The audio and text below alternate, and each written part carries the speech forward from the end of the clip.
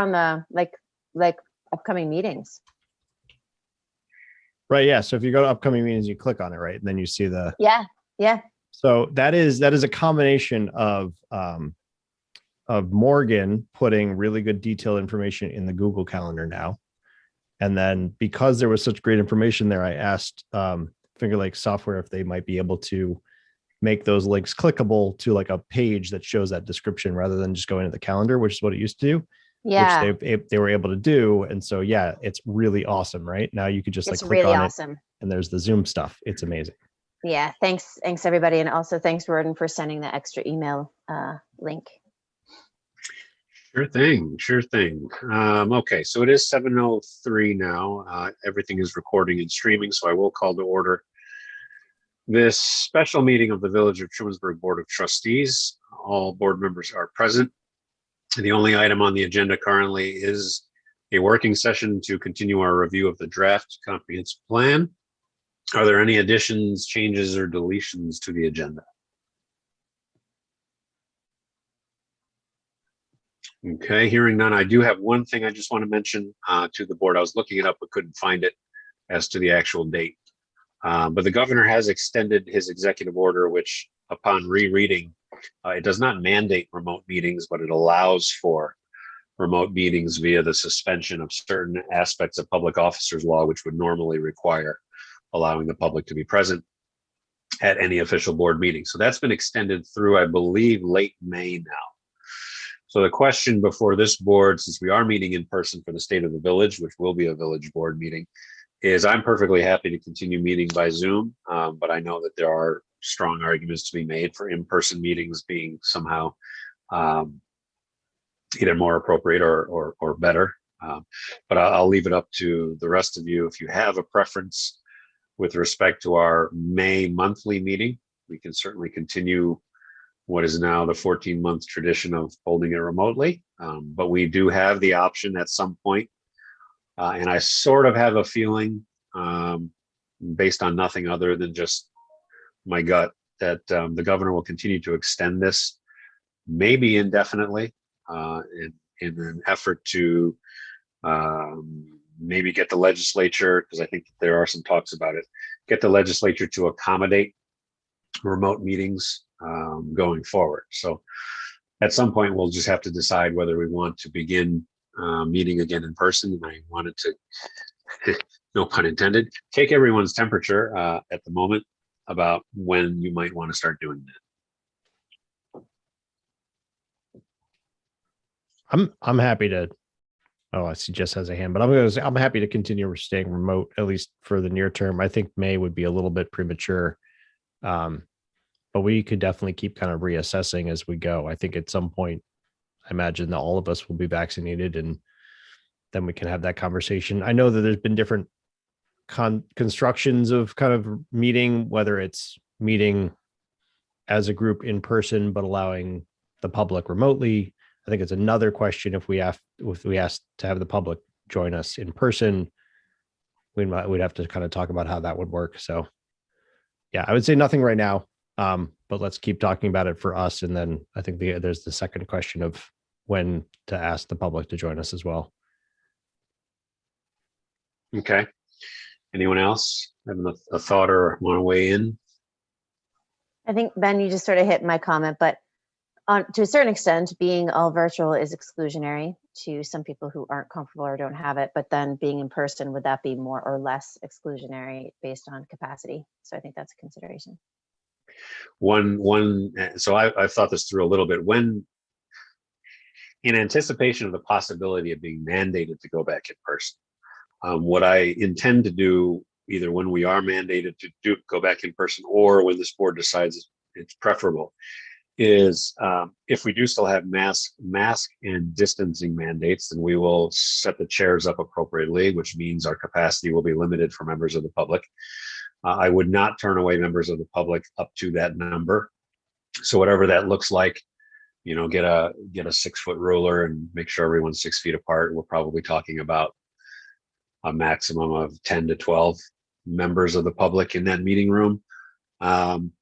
But then regardless of all of that, I think it will make sense to continue. We had been live streaming meetings. I think it will actually make sense to add a Zoom feature, which will allow us to, although maybe not, again, depending on how the law looks, maybe not in a public hearing situation per se, but in a public comment, we would allow folks who like to Zoom in to continue to do that. And as we've seen these last 12 months, it's not going to be a large number, so it shouldn't be hard to manage. But I'm envisioning, and the State of the Village will be a nice outdoor test run for this, but I'm envisioning a hybrid model going forward, of Zoom plus live stream plus in person, up to some capacity. So then that would be how I would do it, if we were told we had to go back in person in May. But again, the question remains, since it's really up to us at this point, based on my interpretation of the law, and I would run it by Guy, of course. But if there's a preference for when we should target a likely attempt to go back to that format. So I'll just jump in to say that I don't personally have preference. I think the logistics, the managing how we do it is really the question, but that seems to be broadly understood. So I'll leave it there. Yeah, in terms of accessibility, I mean, that's what I think of as well. But I haven't crunched the numbers since we've gone remotely, but it doesn't, the attendance numbers don't seem to be improved by Zooming. So, or is unchanged, I would say. So it's really, I don't think either way we go, I don't think is going to be, doesn't seem to have a big impact on who can attend or wants to attend. Now, certainly if we get word of that there are certain issues before the board that we think have more interest, we've seen that in the past where all of a sudden meetings do start to fill up, then I think maybe we pivot remotely to make sure everyone can attend. Okay, so we'll leave it as remote for May, obviously in person for State of the Village, and June TBD. And I didn't mention, but I would rather be in person. That would be my preference. Yeah, there's certainly a convenience to Zoom, but there's something I think that's lost without being able to see. I was going to pick on Tammy, but see responses to things that I say. All right, so we will move then on to our working session for review of our draft comprehensive plan, and I'll hand it off to you, Ben. Great. Yeah, so I'll just start a little bit of background of what I've been up to since our last meeting. We had decided that it would be an appropriate time to go through and kind of accept a bunch of changes and comments and resolve things to clean up the document. So I've gone ahead and done that. That should hopefully make things much more clear for people to, re-review should you want to. I did send an email out with a couple of sections that I think Jessica and Roden, you had both signed up to take a look at. So just a reminder on those. I've been in contact with EDR, and now the date's going to escape me, but I think I said end of next week, or maybe beginning of May, oh wait, now I'm looking at the wrong month. I think end of April, so the end of next week, to try and get this wrapped up and handed back to EDR for them to do a pass, so we can have a more finalized version going into the State of the Village to have people start reviewing at that point. Obviously, those timelines can change should we need them to, but that's kind of the rough outline of where we're working with EDR around. Not sure if you wanted to cover it tonight or not, Ben, but I did do the 2 sections Okay. that you'd included in the email. Yeah. Unless there's, I'll actually just refer folks to take a look at them after the fact. We haven't been spending too much time when we kind of made more editorial changes, though I do realize these are a little more substantial, but yeah, why don't folks take a look at those as we go. So for this evening, the intent is to look through chapter 4, which is the goals section. So I'm going to start looking there. Yes. So goals, natural resources, and environmentally sensitive areas is the first subsection underneath it. And so I'm just going to keep going until I see comments or edits that people have. We have one edit. So I've scrolled down to 432 goal, provide more affordable for sale housing. There's a number in here. I don't know why there's a number in here. I wonder if I did that by mistake. It's just a random. Oh, you know what? That looks awfully like the EMS budget number. I think I think that's what it is. all right. So I'm going to reject that one. And what a number. And what a number. Just over $1 million. There it is. All right. So 433 goal preserve small town atmosphere. There was an addition. I'm not sure who put that in. This is the unfortunate part of doing it here. It's just everyone's a guest user. Establish building size limits appropriate for each neighborhood. I think that seems rather straightforward. Yeah, that's my addition. And that's really less, I don't really have personal ownership of that suggestion. That's more just from reading the comments that came in and Appendix A, I think it was. Yeah. I think that seems reasonable. I feel like it reflects. Oh, there. Okay. Sorry. I got lost. I found it. Yeah. Thanks. I feel like it reflects something else under zoning somewhere, but I'm now the goals are all blurring together, but that seems reasonable and reflective of what. So I'm a little concerned about that. Because the definition of a neighborhood is unique and interesting. And where do you draw the line exactly? And we do find already housing that is uncharacteristic of other aspects of that housing. And so, especially as one neighborhood might blend into another. So making that sounds really, really concrete. And I'm wondering if some language that's more the way that, Ben, I can't remember Darfler, the notion of in keeping with the current sentiment of the way that a neighborhood develops based on what's there. So like if you put in something drastically different than everything else, that doesn't make sense. But there's a way to have it be a little bit more organically evolving instead of as prescriptive as size limits appropriate for each neighborhood. Yeah, I actually was going to take it slightly differently. The action right above it says address setback requirements, lot size, building size, architectural style, so that each neighborhood maintains its own look and feel. And I'm wondering, Ben, how you see that as distinct from the action that you added there. So again, I do not own this in terms of my personal opinion, but it felt like a strong sentiment coming out of those meetings was a real sense of I think it's mentioned specifically in terms of big box businesses and that kind of thing. So I think it's just a re-emphasis that big, giant, overblown development is not seen as desirable. So to be honest with you, I don't think it changes the substance of that first action. It's really just an emphasis in my view. That said, I think what Jess is pointing out is valid, but I also think it'll be considered repeatedly and almost constantly throughout the whole plan. So I don't think this necessarily changes that conundrum. Balancing the different zones and neighborhoods and, I think will have to be done throughout.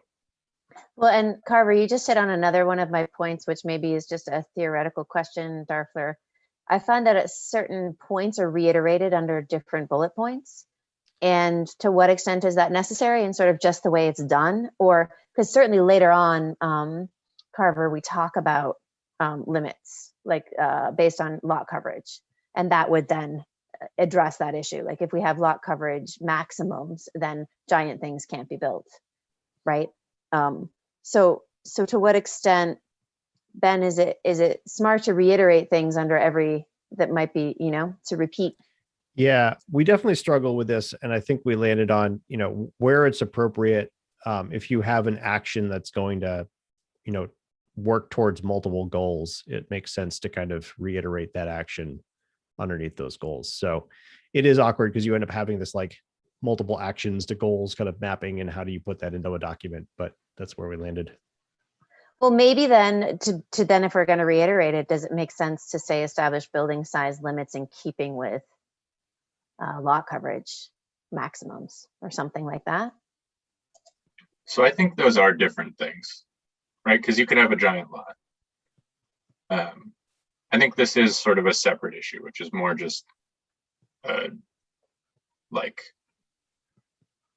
just a flat rejection of giant development, regardless of lot size or other factors. Or used, so no more 20-acre plots to be able to be developed with multiple housing. Like what's the, I don't know, what's the goal? I mean, I don't know. I think like working out the specifics of it would be something that has to happen in zoning, like when we're in that process. Like I don't have a clear vision, and again, like it's not really my ownership here. This was just a sentiment that I thought came out pretty strongly and pretty obviously and repeatedly from the meetings. So this is me trying to do my best to put words to a public sentiment that I saw. Yeah, and I don't personally mind that. I feel like it literally says right above, like, address building sizes to keep neighborhoods their own look and feel. I think I'm just being pedantic and struggling to where it says, like, I feel like the action right above it literally says the same thing. I appreciate the idea to like reiterate that. That is an important point.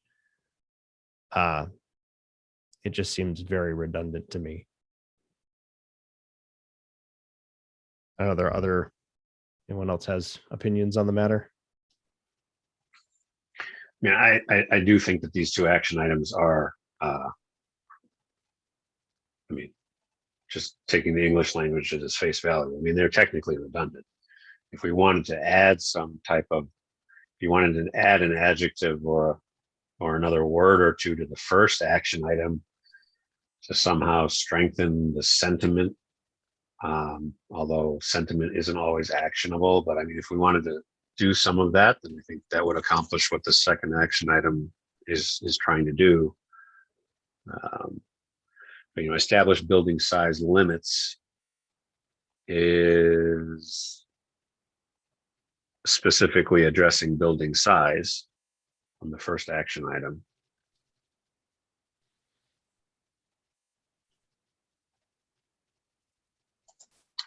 I mean, I'd be happy putting limits in there or something just so that it's clear that it's the idea is limiting. I mean, the first one does say specifically address building size. Would it be sufficient to say address building size limits? Yeah.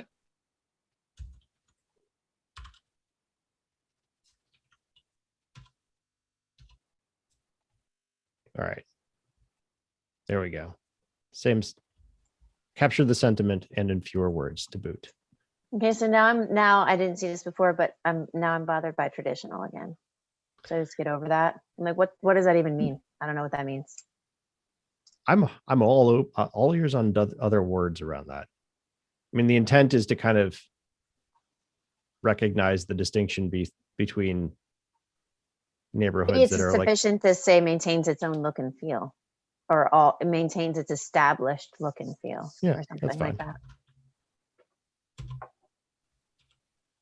Or existing. I don't know. Either. sure.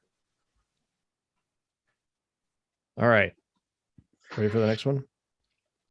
I can say something about the next one because this was a comment. So a number of community responses in this early draft were around the question of short-term rentals, and specifically around this idea of treating owner-occupied and non-owner-occupied short-term rentals properties equally.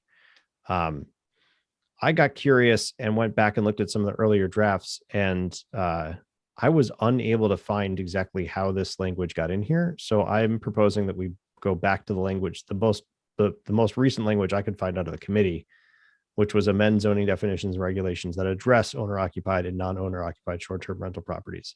So it kind of kicks the can a little bit to say that this is something that needs to address, but it doesn't prescribe a specific approach as far as like treating them equally or non-equally. I don't think we've got enough input yet to really have a sense there. I'm seeing a lot of nodding, so. Yeah, Let's see that's what fine. I mean, this is all of the laws that we're seeing passed in the communities around us, specifically targeting non-owner occupied short-term rentals. And the use of those residential properties has not been tested in court. And I am sure it will be. So we may want to, when it comes to the zoning portion and the devil in the details part of this, we're certainly going to need Guy's guidance. Yeah. I also know one of the conversations that has come up around this is even if we don't like, I think this will be a question when we get into zoning is how much do we try and address this, or how much do we start with kind of a tracking and observation period first? And so I know Tom is interested in having some sort of just fill out a form, so at least we're aware of what activity is happening in the village and what's that look like, and we can kind of get a sense of to what extent this is or isn't an issue. I mean, I think people have kind of a gut intuition in different ways, but we actually don't have a lot of factual data on what's being used for what purposes. So that might also be a kind of a half measure to approach to start, just collecting some data on it, and then we can further iterate on things as we go. I'm wondering if this might have a home under promoting the business, if this is actually really about protecting business interests, and doesn't need to necessarily be a standalone bullet, and then allows a little bit more freedom to talk about fairness and equity and earning opportunity. Just a thought. Yeah, I mean, if there's a place that we should either include it or move it towards, definitely give a yell out. I mean, some of the competing perspectives on it, I think, are around, seeing short-term rentals as a business, seeing them as income for people that might not otherwise be able to afford, the home that they're in. And then obviously being balanced with not wanting to create a nuisance for neighbors. And so, there's a lot of kind of pulls in different directions there. I mean, Roden, what do you think about it potentially having a home in 4.6.2, the goal to promote business development that respects the quality of life in Trumansburg instead of being its own standalone? It's certainly part of the conversation. I mean, it depends on which side of it you're coming from. I know that some of the motivation in some of the other Tompkins County municipalities around specifically trying to regulate Airbnb is there's a concern, whether real or perceived, that there is a demand driver which is causing single family homes to be quote unquote overpriced because people are buying them as investment properties in order to rent them as vacation rentals. And then that is detrimental to folks who actually want to live in a particular area or school district. So I think, the counter argument to that, of course, is someone who is able to afford the house that they're able to buy because they are going to rent out a portion of it often enough to help with a mortgage. So I think it probably belongs, although I hate redundancy, it probably belongs in both sections because there is the business aspect to it. But there is the driver of housing prices aspect to it as well. And then somewhere in between all of that is this delicate balance of, private residential property. We're not talking about multi-unit, 8-unit rental property. We're talking about, private residential homes. And, are we going to start sending out questionnaires to people? What are you using your home for? And that there's a weird line here somewhere that, the old "you'll know it when you see it" phrase comes to mind that I think needs a lot of very careful thought before we start codifying any specific language in law. But to include it in the comp plan as saying this is something we need to pay attention to and look at, I think makes perfect sense. So, Jessica, I'm going to put a comment on 462 to say consider adding short-term rentals here. I'll see if there's a way to kind of, I want to ideally not literally copy and paste the thing in two places. So maybe if there's a little bit of just massaging it from more of a business perspective to include it underneath there. Okay, because the part about 4.6.2 that's great is to protect the quality of life of the village, right? So you can't just run a flop house or a cat house or whatever, right? Because it Yeah. suits you. That doesn't suit the quality of life here. All right, continuing on, we're in 422. There was an action. So this is around development of a unified development code. And so there's a number of action items around consulting with the county for putting an RFP, preparing the UDC. And then I believe this was Greg Colucci from the planning board suggesting we add one around maintaining it because it does take effort to continue once developed, which I think is a reasonable idea to include.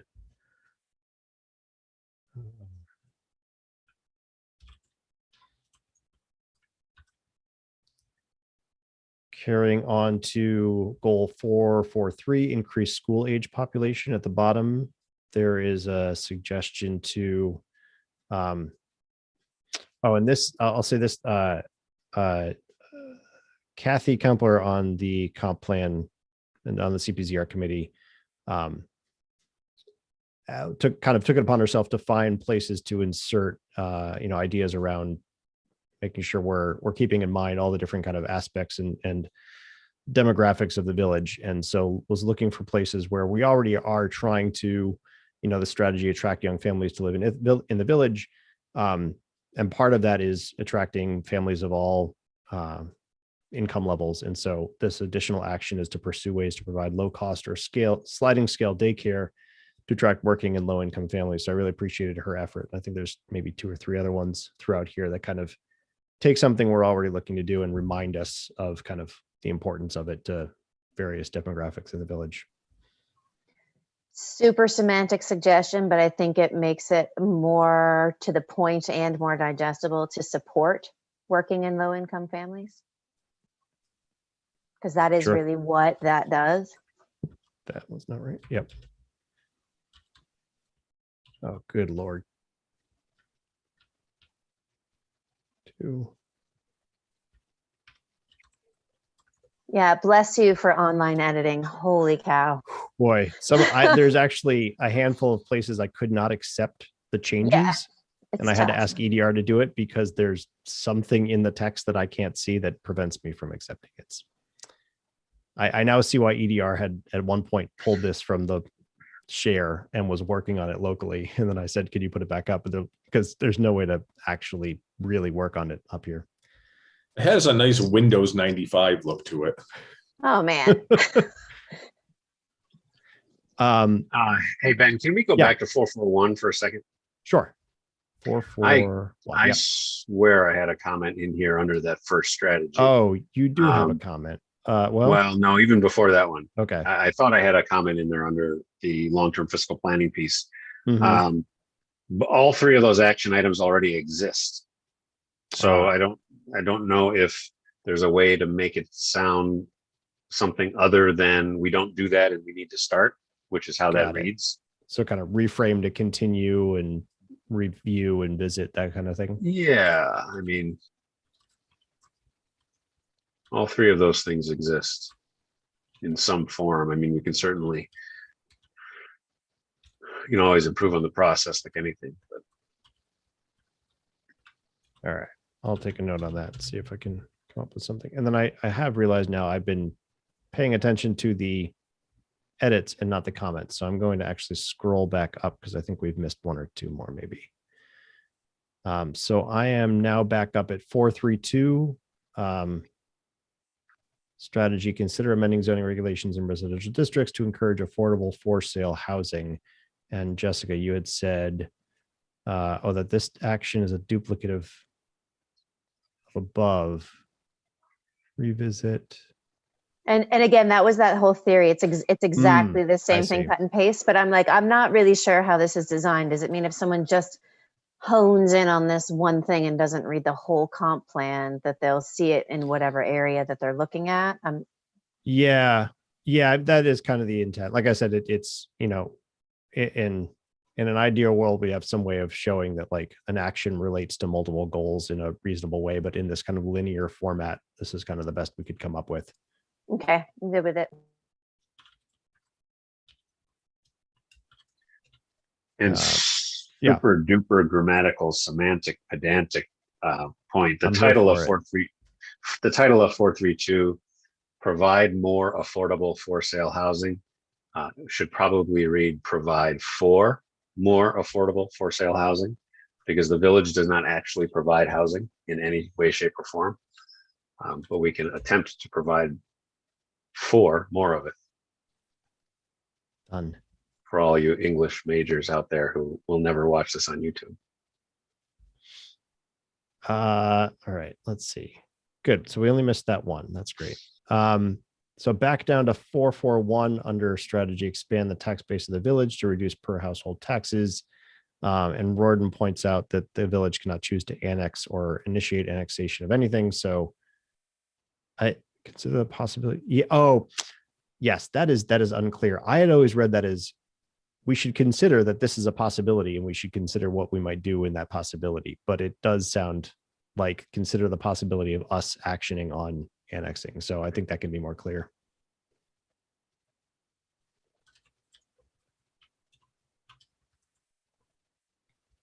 We did want to make sure that, this is being annexation is in the wind. And so let's consider it. Might be just as simple as saying, it might just be as simple as saying, consider annexation petitions if and when presented, as opposed to being exclusionary to it. Yep, I like that. I'll just write it And down again, next. this reflects not just this board, but this is based on the survey responses and temperature taking of the community. Right? I don't know. Like we certainly didn't ask. Well, actually, I don't know. I can't recall. Off I've the top of had my head if we- feedback about it. I mean, I've had feedback from the community about it. Oh, then yes. I mean, I was Great. trying to think of the actual survey, and I'm not sure we had annexation as a question. No, but I've specifically definitely there, but had, our constituents have anecdotally, had yes, yeah. right. Okay. Yeah. And actually, now that I think about it, that language I just suggested is also redundant of state law. It's not like we can say we will not consider any annexation petition. We have to. Yeah, I think the intent was kind of prepare ourselves now if there was anything we wanted to do in the eventuality of an annexation petition being proposed. I don't know if that's worth putting in here, but I think that was where the intent was, is kind of don't let it catch us flat-footed without having, I don't know. Maybe what you just said makes more sense than prepare for the possibility of. Yeah. And then not change anything else. Because then, Rorden, I think that also kind of relates back to water, sewer, emergency services, preparation. Right. I mean, sure. and explicitly under that strategy of, per household tax base sort of situation. Right. All right. We talked about the next one. So we are, let's see, I think we are, okay, there's another comment under 451. Maintain Tree City USA community status. Appoint a part-time village forester or arborist.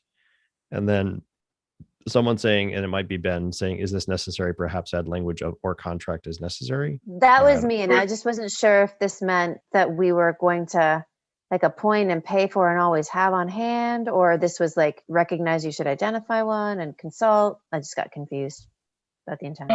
So the forester or arborist is a requirement of the Tree City status. So it's not actually a paid position, but like we just appointed Dave Allen in that position, but it doesn't actually change what he does for the village. I mean, he's effectively always done that.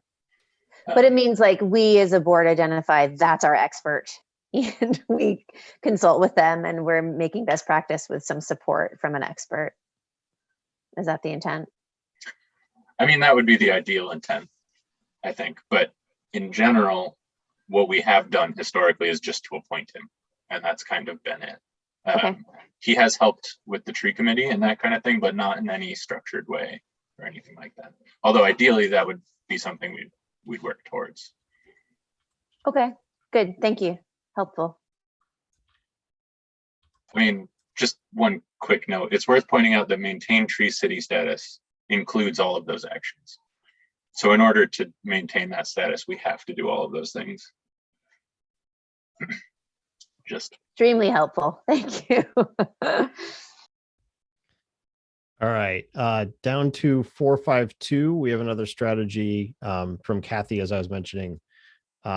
Says, so we're under enhanced recreation opportunities and another strategy to explore ways to reduce the cost of recreation youth programs such as free, low cost or sliding scale programs. So similar idea to be added here.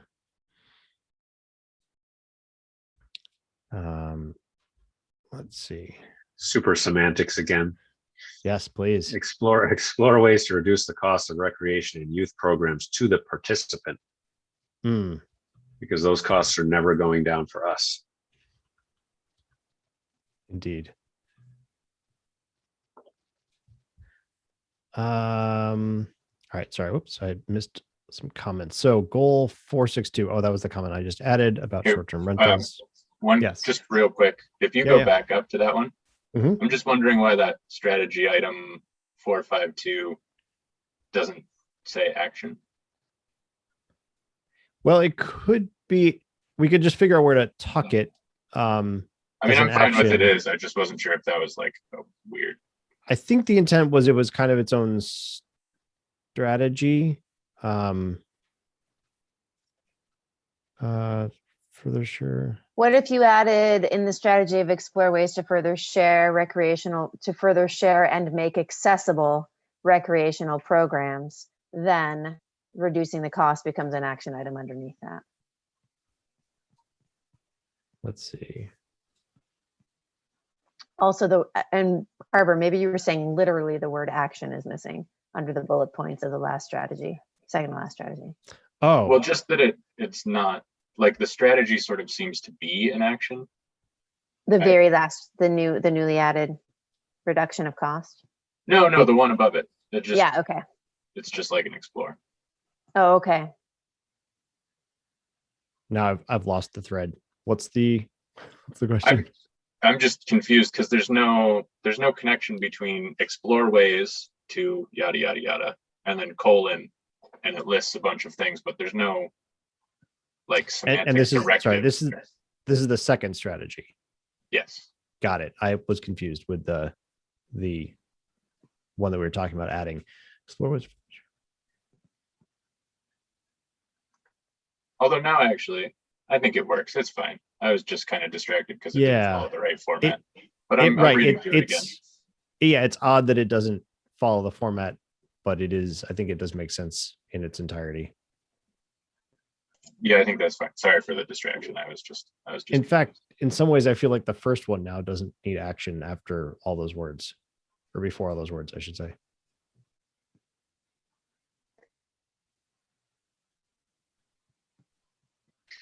Yeah, those are certainly nouns, Yeah. not actions. All right, I'm gonna take And I don't those know that out. they need colon. I think it's okay to list a thing. I mean, like we can read a long sentence that says swimming pool, comma, such as swimming pool, comma, like they don't have to be bullet points in a giant document that's, how many pages are we now? 111? I would like to strongly support that idea. All right, I'm not gonna do that right now. I will take a note though. Which then is actually interesting that now it has no strategies. No actions, right? Yeah, I'm sorry, actions. yeah. But it kind of is an action. It's just a vague one, like explore these options. I mean, I don't know. That's it's just not very directive. But I mean, it's a sort of a starting point, which at this point is Right. I mean, the action would be like consult people, make a plan. Right. which is fair. Yeah. I mean, sometimes you can't know the action until you've, started the process. It's true. And to the point of, how long this document is and how comprehensive it is, not everything could go to the same level of detail as every other thing, right? And some of these, I think when we think more longer term, it is going to be more vague versus some of the things where we're already practically in flight on are going to have a lot more detail just because we know what's going on. Darfleur, I still kind of like this idea of So now it would be bullet point 2, strategy, explore ways to further share and make accessible. And then it's a colon and then a bunch of commas, the education, blah, blah, blah. Then you could have the action item of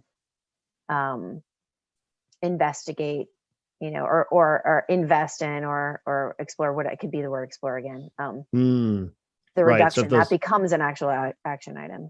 Yeah, right. if those bullet- Collaborate with programs to reduce the cost of.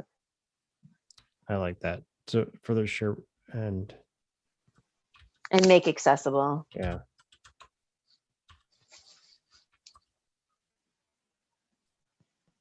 Yeah. All right. I think that makes more sense too if we get rid of the bullet points there and roll them into just a sentence structure.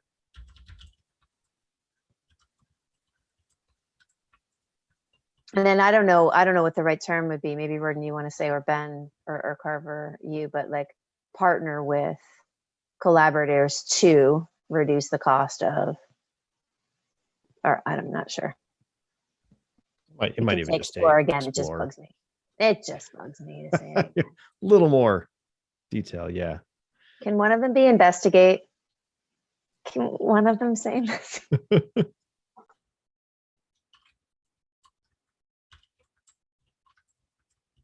All right, I'll take that down. We'll see where that gets us. We'll take a pass at this. All right, so now to nope, we've already done that one again. Strategy under 462. We're looking, this is promoting business development. Now we're on strategy, ensure a variety of businesses with opportunities for independent entrepreneurs and small businesses by modifying zoning regulations in the commercial district. And Jess, you had said, does this address supporting cottage industries in residential areas? That strategy Yes. specifically, no, but I do think we had the support working from home above. Maybe So, that's slightly different though. and well, that was my question is that I remember quite specifically in the zoning code, and I think this one might have talked about changing parking regulations. So you can only have one commercial vehicle parked in your residential parking lot, which means if a builder has 2 trucks with his or her name on it in their house, because that's where their home office is, suddenly you could be out of line with zoning, right? But is that Yeah. actually detrimental? And I understand the spirit is to protect residential areas from becoming commercial, but what it does actually do is inhibit really great small cottage industries that keep a community vibrant. And so I'm just not really sure where that got addressed anywhere here. Well, if we're interested in going down that route, I could see a way of putting it in here by saying zoning regulations in the residential and commercial districts and then talk about that. Because certainly part of this whole thing is encouraging home-based businesses, Within within size zoning, reasons. right, and within Yeah. all the kind of making appropriate restrictions and so forth. So if there was a thing to be looked at, I think this would be a good place to put it. I can't remember if there was something about home-based businesses up in housing though. But I'm gonna And take a also, look and it at might be that working from home to me is like, think now that's we're all different. virtual. And I'm like, that's really different than having a home business. Like, I does that agree. mean what if I have a mobile dog grooming business and I actually have 3 cars that people come in and get it's really related to this car thing. They come and get the vehicle from my home office and then they go out and do their stuff. Is that not allowed? Because suddenly there's a parking restriction on my home business in a residential area that really has very little traffic and impact on the neighborhood.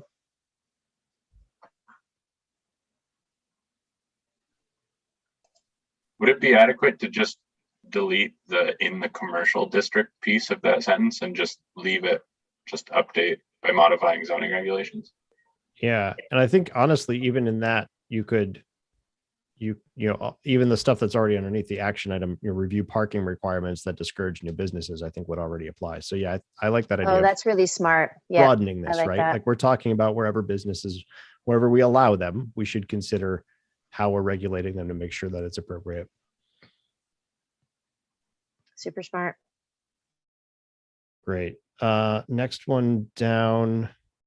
We have creating a doing business in Trumansburg document.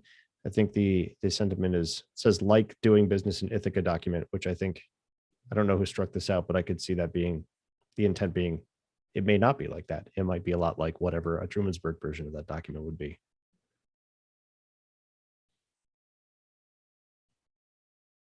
We could take it out. I didn't actually do that, but I fully support whoever did. I don't think we should ever use the phrase like Ithaca, ever. Now I feel like this is a challenge. I want to find like the Certainly, one if thing. not, certainly if not before, never again. All right, so carrying on down to 472, improve pedestrian and bicycle safety and so forth. Strategy said improve and expand sidewalk networks of being maintain, improve and expand is being added, which I think makes sense. And then we have a new action, dedicate staff time to maintenance of existing sidewalks within current sidewalk district.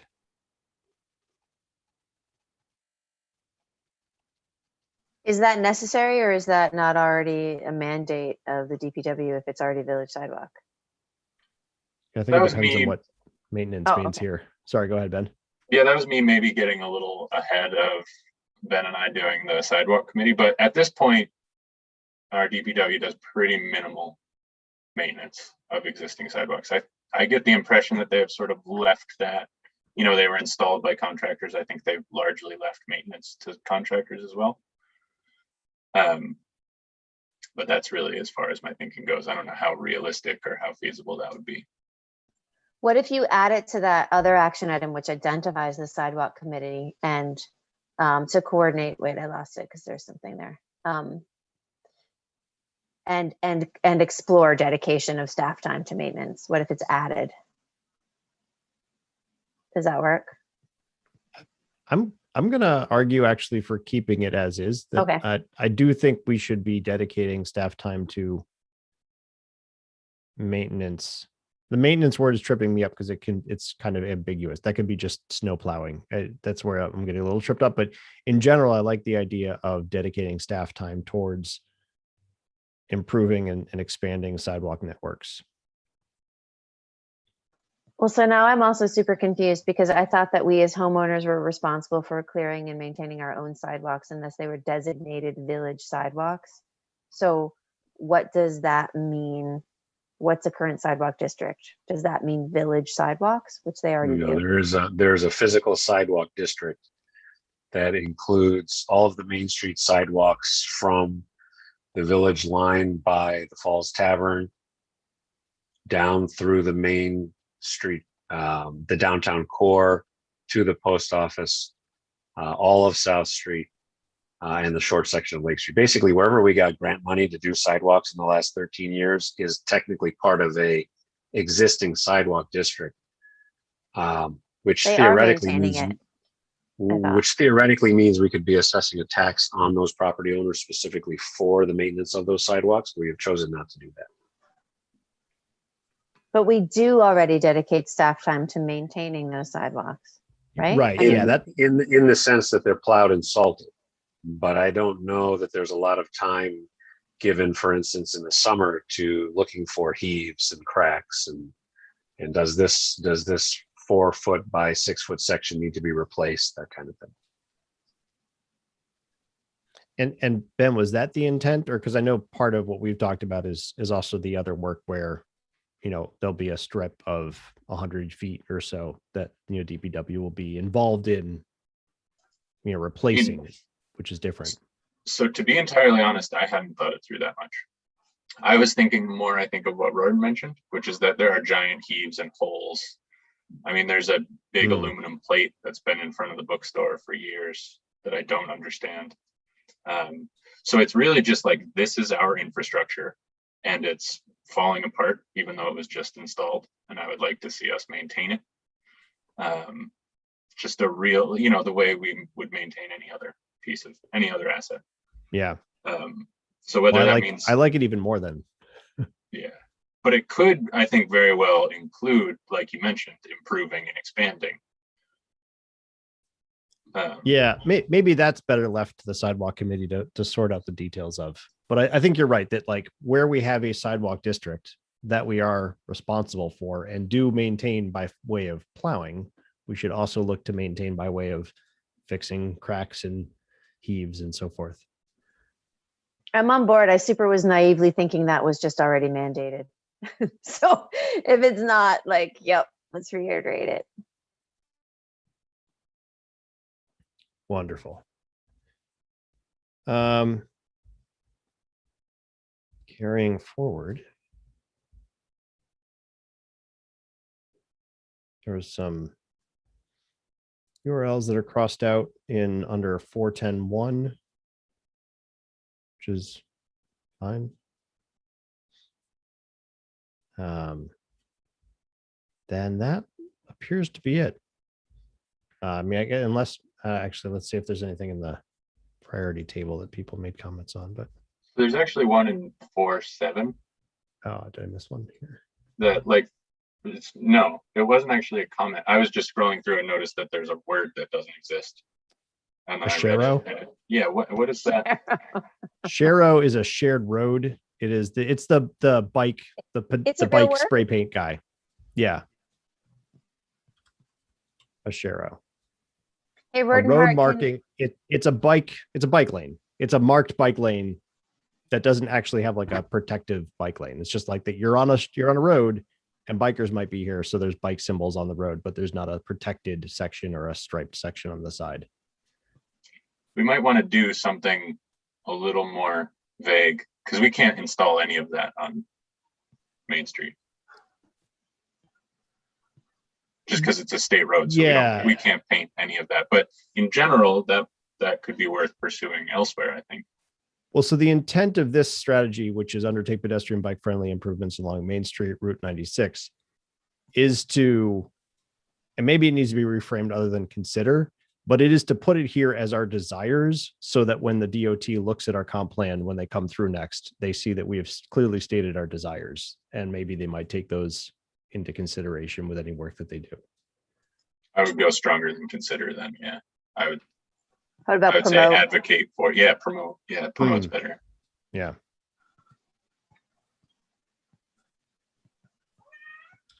Maybe promote and yeah, promote. Just promote. Yeah.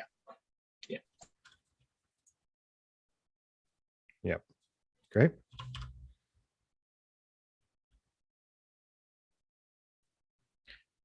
Well, we're there. We're at the end. We've done it. No, we're only partway there. To the end of the beginning.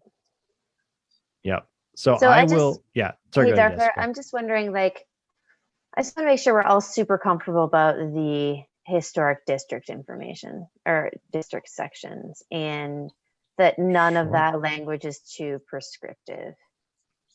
Which section is that? Well, I'm trying to scroll back up. Yes. Is it in small town atmosphere? No.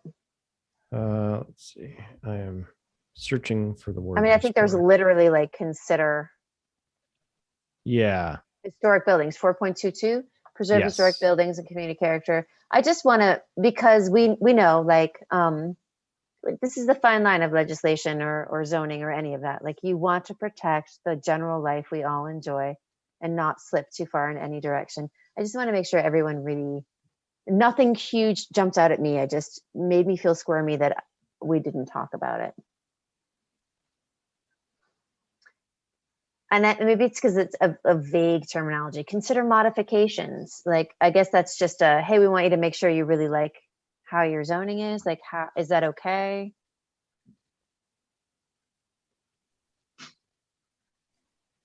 Yeah, I mean, the only strong action here that I'm seeing is modify the zoning ordinance and special use permit criteria to include design standards for new development on the commercial areas of Main Street. Which we can and should talk about. Other than that, most of this seems kind of review, consider, establish a committee to look at sorts of things.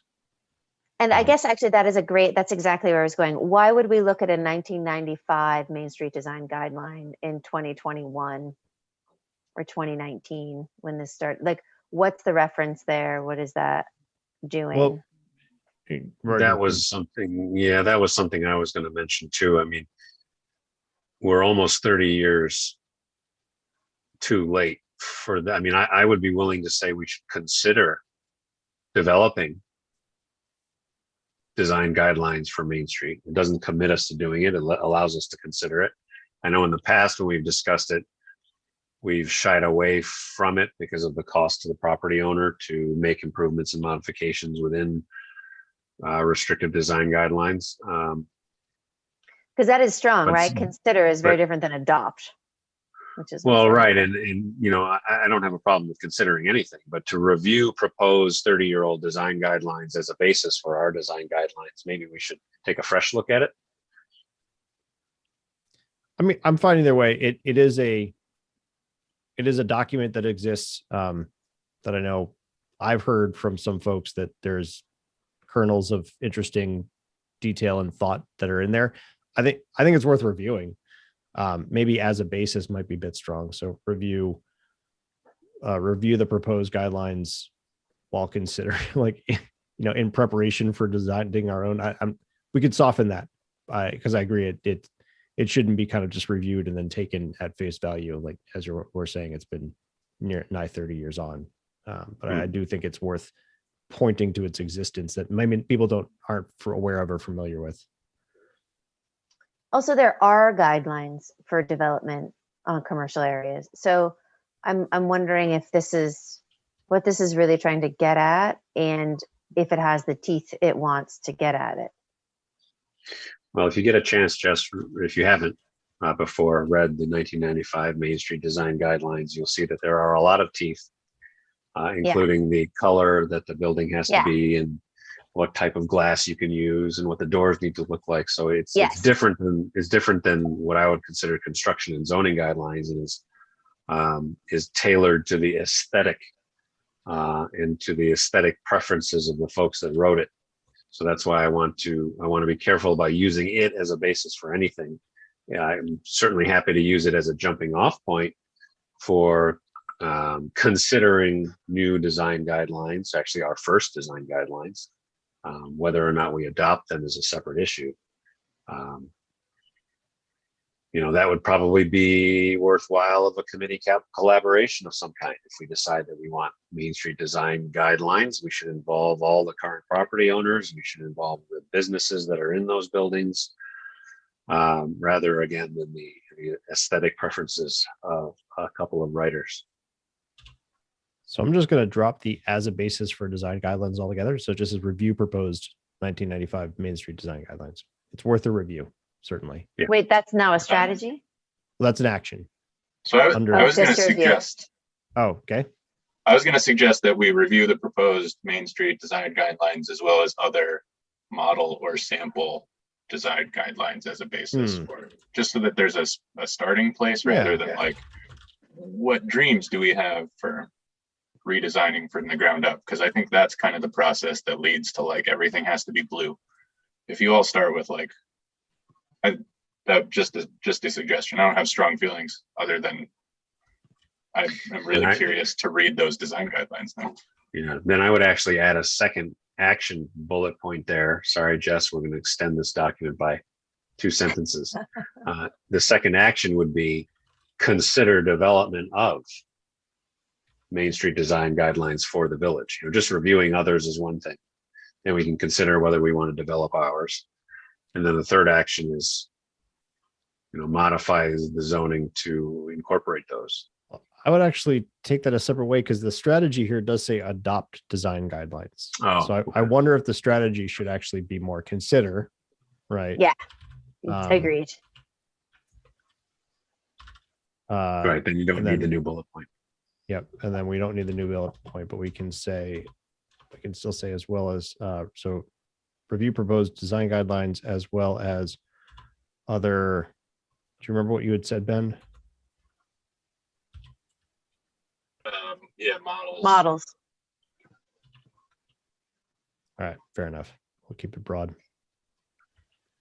And I'm wondering if this notion of establishing a committee, an ad hoc committee to assess this, it gets elevated and gets expanded from of establishing a historic district is to maybe I've got scope creep here. I'm just gonna jump in quick. Do you guys mind if I accept some of these changes as we're doing them, just the like simple ones? Yeah, go right ahead. It was too many things for me to do in real time. So Well, please that's do. what I was thinking, but I can just sort of follow you. Yeah. So if we're changing these to consider, then I think we should consider removing the final action, which is to modify zoning, because it's not clear that we want to do that. But what I heard from you say, Jessica, is that maybe there's an idea to establish an ad hoc committee to kind of think about Main Street a little more broadly, and that could include potential historic district. It could include design guidelines. It could, whatever that committee kind of wants to come up with. And I would say the basis of it is community character to include preservation of historic buildings without placing, right? This is the intent, community character. That's why we Right. want to preserve these beautiful buildings we have, right?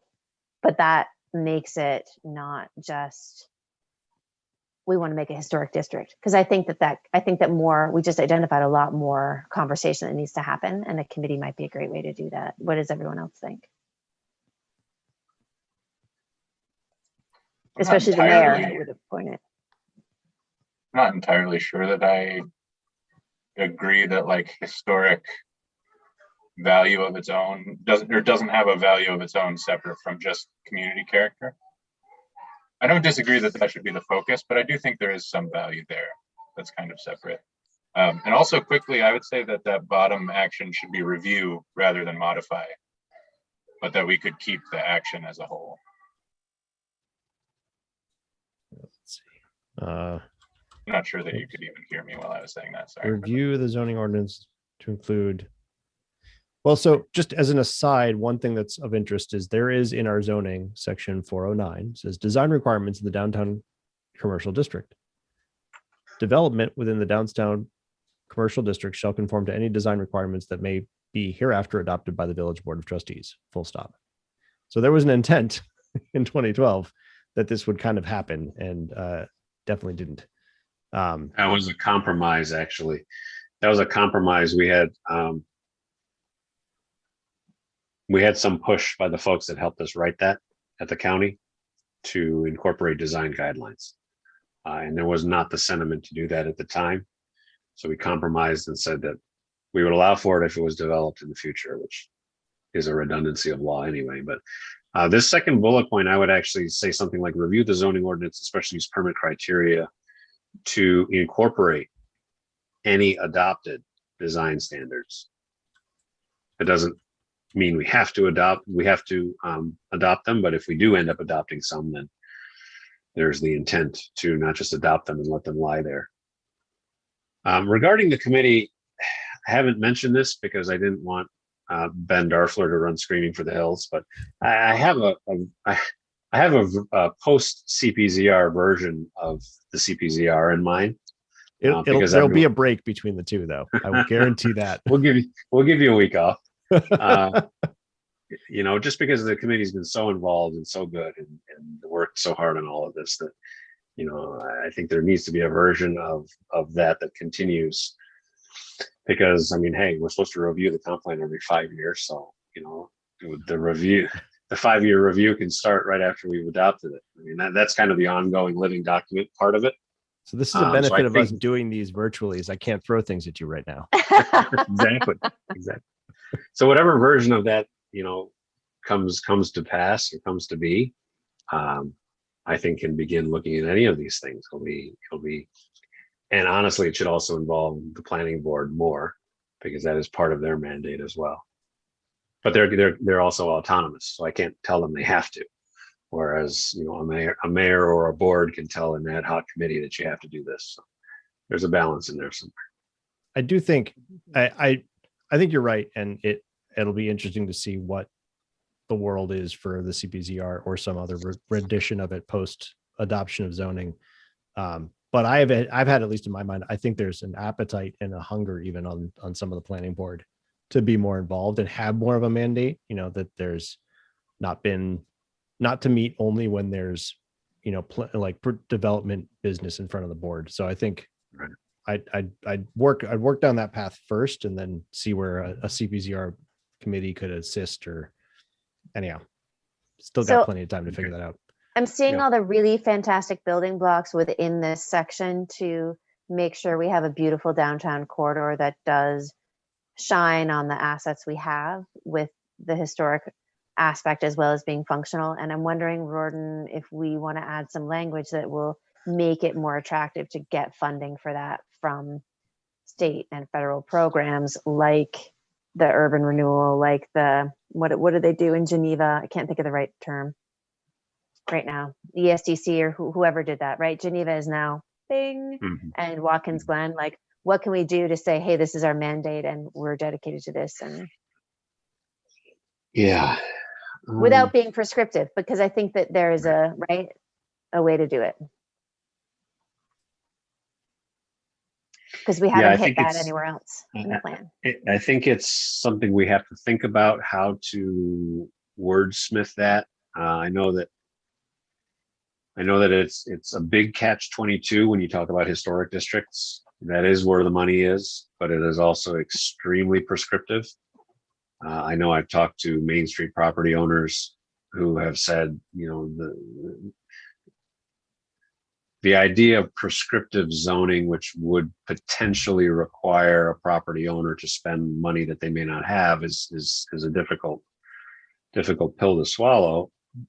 And again, the catch-22 is, but that's where the money is. So I'm not quite sure. And by that I mean that's where the state money is. That's where the grant money is. So But you can preserve historic assets without having a historic district. right. So For we have sure. to be Nobody careful. needs to live in Georgetown unless they want to move there. But I think that we might, like we did in some of the other sections, we might want to make Yeah, it I think clear we that should figure out a way to say that in not so many words. I mean, the 1995 Main Street Design Guidelines advocated strongly for the creation of an historic district in downtown Trumansburg. That was one of the reasons why they were never adopted. So there's a balance in here somewhere. But you're right, it would be good to have that language in the comp plan for those items that we can apply for from a grant perspective in that area. or someone else to lend the support of the village. Let's say, I don't actually know the state of it, whatever, the Masonic Temple wants to apply for a state grant and they can say, hey, our village is really supporting us in this. And Right. what are the next steps then on that? What's the workload lift there and for whom?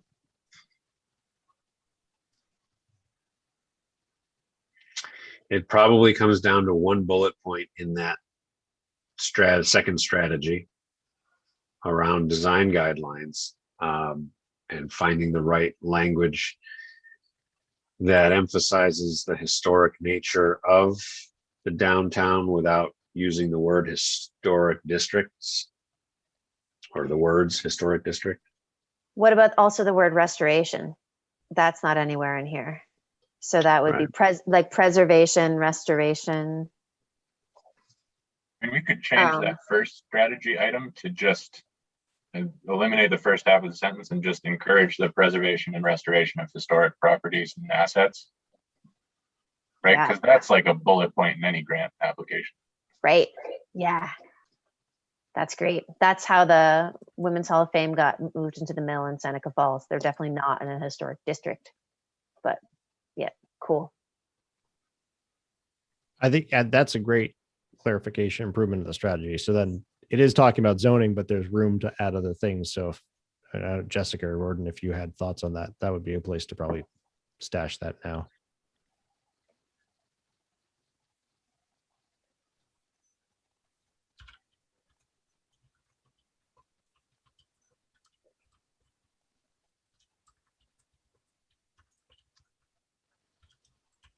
Yeah, there's no action that's I don't know, right? Like something specifically grant funding oriented. because those actions are amending. Okay, I'm gonna stop thinking about it right now. Yeah, I think it looks good at the moment, actually, now that we've added that to that first Okay. strategy. Do we want to include properties and assets? Are there any, I mean, I was thinking just like in general, like buildings as, I mean, I don't know.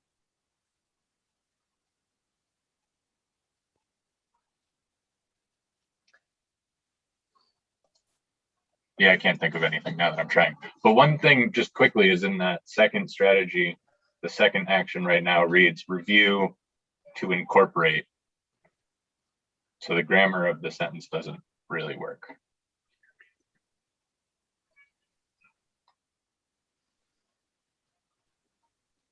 Yeah, it should be and incorporate.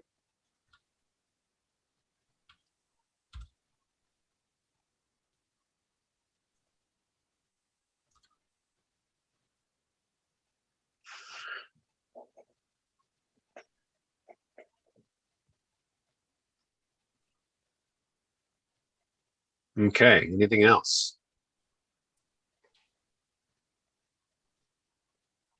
Any Actually, areas of- sorry, no, I had another thing. So strategy number 2 now falls like consider design guidelines for new development on commercial areas of Main Street to what? Just in general, how does that relate to historic and preservation? Like, does it need some extra language, like guidelines that do what? So as not to detract from historical assets? Like, there's something missing. Because they're not telling us to make sure we don't have neon signs or this action, right? The strategy is specific to 4.22. So maybe it's just that. Yeah, it's specific to 4.22, and the strategy is consider design guidelines because we don't have them. As they relate to historic preservation? Or all design, Yeah, I think so. And that it's under that goal, right? Like this is all kind of, it flows down from the top, right? So you're saying preserve historic buildings, yada, yada. And as a strategy towards that, consider design guidelines. I mean, you could reiterate for sure, but I think it is also clear just from the goal that it's trying to Okay. impact. okay. I'm going to quickly ask a really obnoxious question. Should there be periods after each of these? Each action? Each I thing? don't know if that's a complete sentence. I don't know how the grammar works, but I think we should decide and we should do it throughout because right now it's just like driving me a little bit batty. That definitely sounds like a good job for Tammy or Morgan. We can tell I think EDR all to do it periods, too. Carver. I'm with you on just all periods. All right, I will. Strategies 2 at the end of strategies and actions, just actions.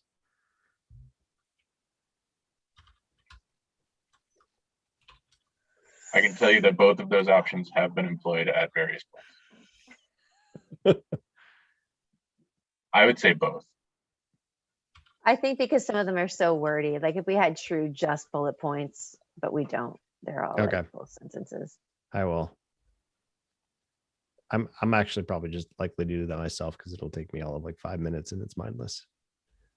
It's a good breather between other things.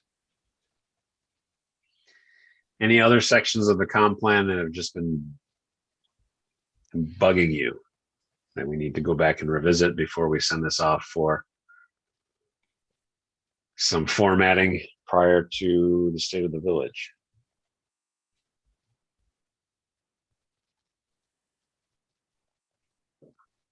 No. Okay.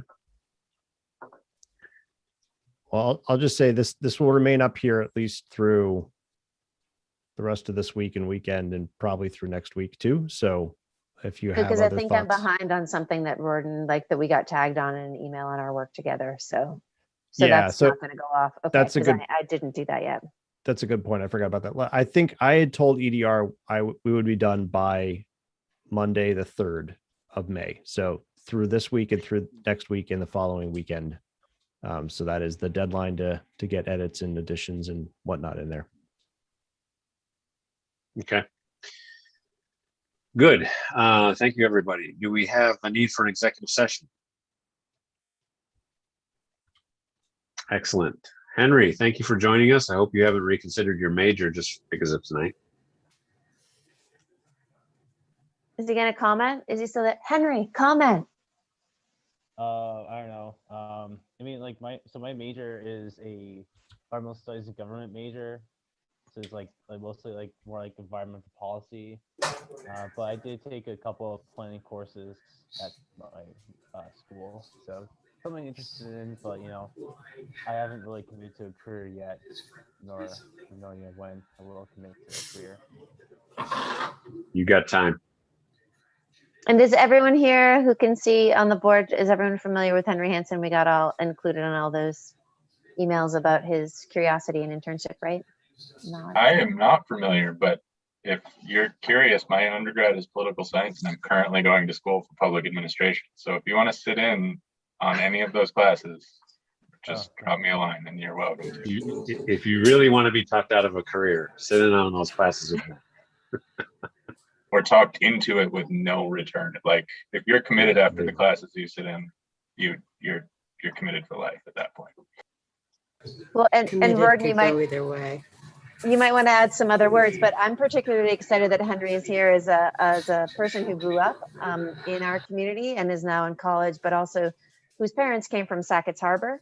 And so that notion of city planning and historical districts and small village, large village, with the perspective of youth who lived in it in a different way than I have as an adult that came here is pretty exciting. So thank you, Henry. Yeah, no, that's great, Henry. Appreciate your interest, and I'm sure we'll be seeing more of you in future meetings. So just while we're doing call outs, I feel like I should shout out Nancy Tubbs for being here twice. Definitely. It's really Nancy's- raising our average. Nancy attendance. squared. Yeah. Oh, All right. Anything She else? fell asleep. Anything else for tonight? I know there- she there was a thumbs thumbs up. We saw her. She gave us a thumbs up.